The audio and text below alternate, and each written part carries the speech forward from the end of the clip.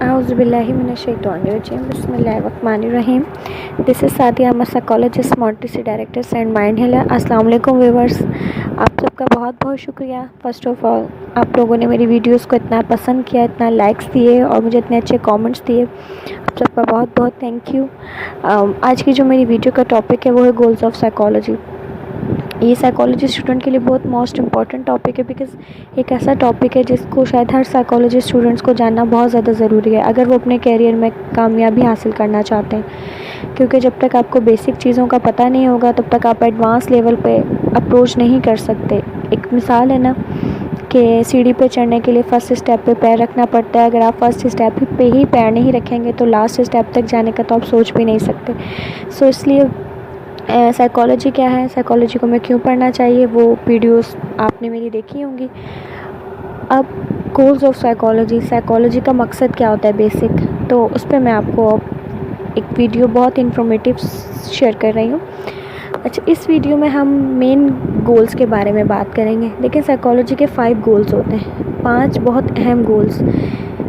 सबसे पहली ऑब्जर्वेशन होती है हमारी, सेकंड नंबर पे हमारी डिस्क्रिप्शंस आ जाती हैं, थर्ड नंबर पे हमारी एक्सप्लेनेशन आती है, फोर्थ नंबर पे हमारा प्रेडिक्शन आता है एंड फिफ्थ नंबर पे हमारा कंट्रोल आता है। ठीक है, इसको हम डिफरेंट वर्ड्स में भी यूज़ कर सकते हैं। ये डिफरेंट वर्ड्स में भी हमारे पास ज़रूरी नहीं है एक वर्ड को हम एक ही तरीके से, ऑब्जर्वेशन की जगह हम जस्ट ऑब्ज़र्व यूज़ कर सकते हैं, डिस्क्राइब की जगह डिस्क्रिप्शंस यूज़ कर सकते हैं या डिस्क्राइब बिहेवियर यूज़ कर सकते हैं, एक्सप्लेन या एक्सप्लेनेशन का वर्ड यूज़ होता है, प्रिडिक्ट या प्रिडिक्शन यूज़ होता है, कंट्रोल या फिर मॉडिफाई यूज़ होता है। ठीक है, तो ये हमारे मेन 5 अहम गोल हैं। अच्छा, इन गोल्स में 4 ऐसे गोल्स हैं जिसको सबसे ज़्यादा डिस्क्राइब किया जाता है या बहुत ज़्यादा फोकस किया जाता है। अब ये गोल्स ऑफ साइकोलॉजी है क्या?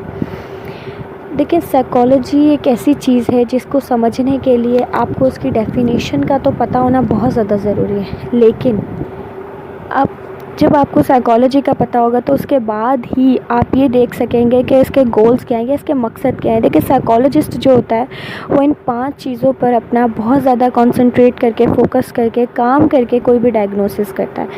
अब डिस्क्रिप्शंस में हमारी क्या चीज़ आती है, उसमें मेन इम्पॉर्टेंट उसकी डेफिनेशन की अगर मैं बात करूँ, डिस्क्राइब करना, तो डिस्क्राइब ये होता है कि जो ह्यूमन का बिहेवियर होता है, ह्यूमन का बिहेवियर और उसके थॉट प्रोसेसेस को डिस्क्राइब करना। सबसे पहले आपने ऑब्जर्वेशन कर ली कि आपने ऑब्ज़र्व कर लिया कि ये बंदा ऐसा क्यों है, ऐसा क्या कर रहा है, ऐसा क्या काम किया है इसने, या ऐसे ये सिम्टम्स क्यों शो कर रहा है, या वट जो भी है, जो भी आपने ऑब्ज़र्व किया या जो भी एक साइकोलॉजिस्ट ऑब्ज़र्व करता है, उसके बाद आपने उसको बयान करना है, उसकी तशरीह करनी है, उसको डिस्क्राइब करना है। ऑब्ज़र्वेशन आपका फर्स्ट स्टेप हो गया। सेकंड स्टेप पर आप आ गए डिस्क्राइब करने पर कि भाई इसने ये काम ऐसे किया है।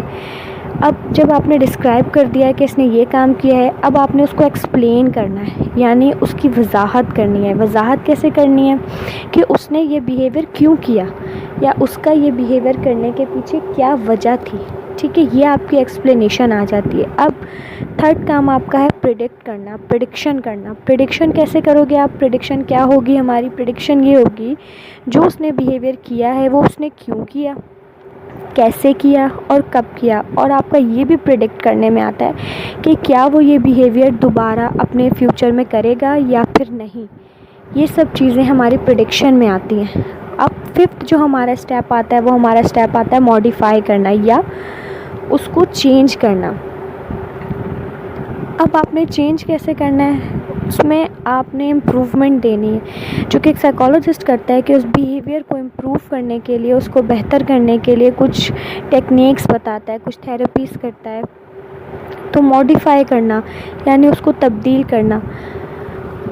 जो आपने बिहेवियर नोट किया, ऑब्जर्वेशन की उसकी, फिर आपने डिस्क्रिप्शन की, एक्सप्लेन किया, फिर उसको प्रेडिक्ट किया, अब आपने सब कुछ कर लिया, आपने अपने चारों स्टेप कर लिए। अब आपने उसको मॉडिफाई करना है, आपने उसको चेंज करना है। तो ये मेन अहम स्टेप्स हैं, या ये कह सकते हैं कि आप स्टेयर्स के ये 5 ऐसे अहम स्टेप्स हैं जिनको फॉलो करके एक साइकोलॉजिस्ट कोई भी डायग्नोसिस करता है।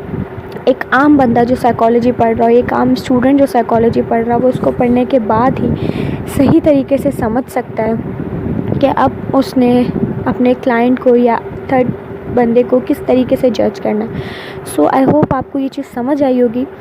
अपना रखें ख्याल और मुझे रखें दुआओं में याद। अल्लाह हाफ़िज़।